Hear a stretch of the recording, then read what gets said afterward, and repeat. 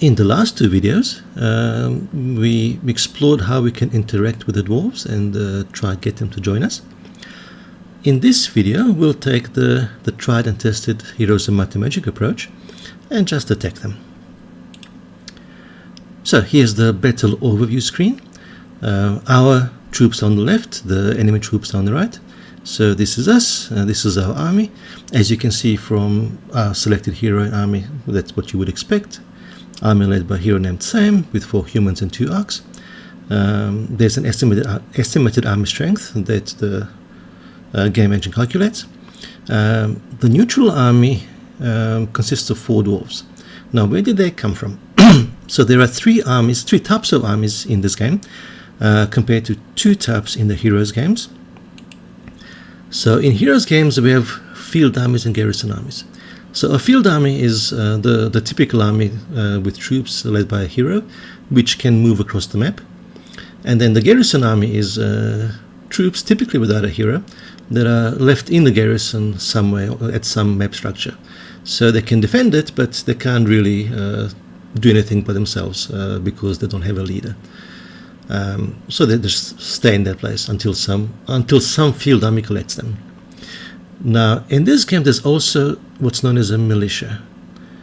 Right. So in Heroes games, when a map structure is attacked, unless they have either a field army or garrison army to defend them, they are literally defenseless, and anyone who attacks them can capture the place.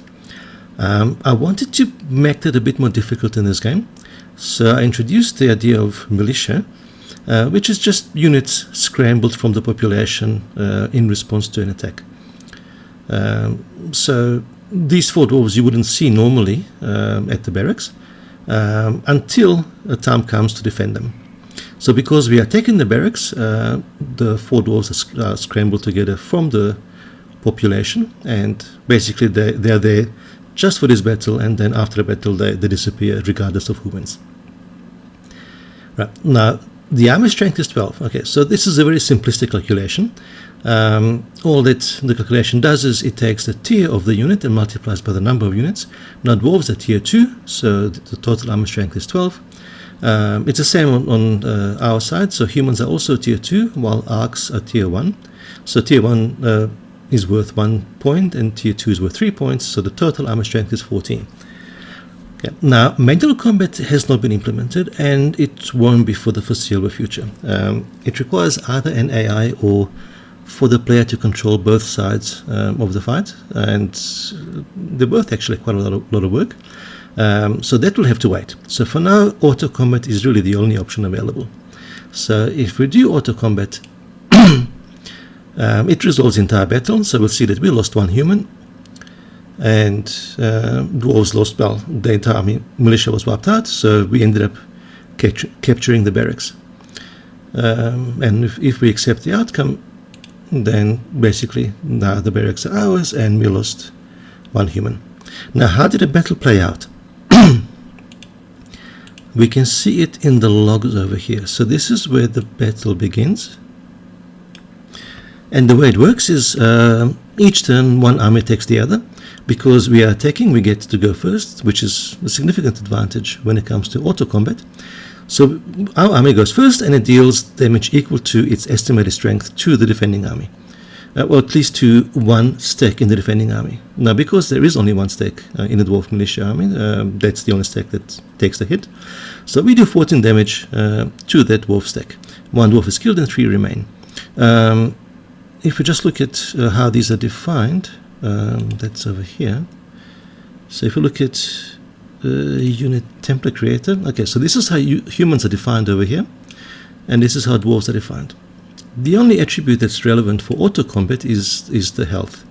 So the total health. So if you look at the definition of this, or at least the max health in this case is 10 for humans, and it's 9 for dwarves. When the dwarves get hit by 14 damage, that's enough to kill 1 dwarf and injure another. So 3 remain, 1 of them is kind of half dead. Next round, it's dwarf's turn, so they attack with 9 damage. It used to be 12, but because one died in the previous round, now it's 9. Because humans have a health of 10, they can actually survive that, so no one gets killed. One is nearly dead, but no one is actually dead. So next turn it's humans, our army's turn again. So they still have 14 estimated strength because no one died. So now they killed 2 dwarves because one was half dead from the previous attack. So there's only one dwarf left. That one only deals 3 damage, which is enough to kill one human because it was nearly dead anyway. And then in the last round, our army attacks with 11 damage, and that's enough to kill the last dwarf. And that's how the battle concludes. So that's the end of the battle. I don't know whether I'm going to keep auto combat in the long run, because manual combat is going to play very differently from this. But for the time being, it will be the only option that's available. And it does give us, it's the last building block that I had to put together to make it possible to actually try play the game on the adventure map. So at this point, we have the map, we have a few structures on it, we have an army that can move across, we have a way of interacting with who we encounter through quests and dialogue, and we have a way of eliminating them through auto combat.